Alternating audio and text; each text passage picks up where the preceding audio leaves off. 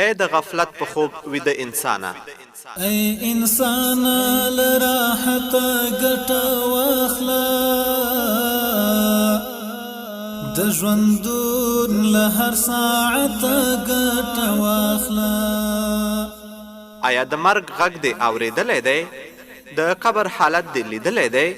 د خپلوانو او ملګرو مرګ دې لیدلی دی له جنازې سره یې تللی یې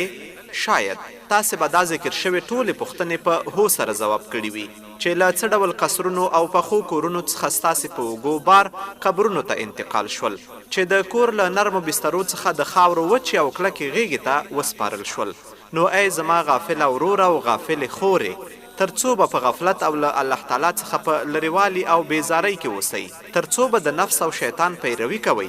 آیا هغه وخت نه دی رارسېدلی چې خپل سخت زړه په توبې سره نرم کړئ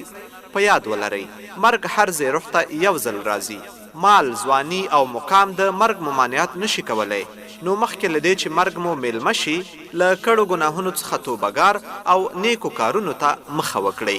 مرګ خبر نه درکوي سپین ګرتوب به دې تر کټ پورې محدود کړي د ځوانۍ له بادشاهته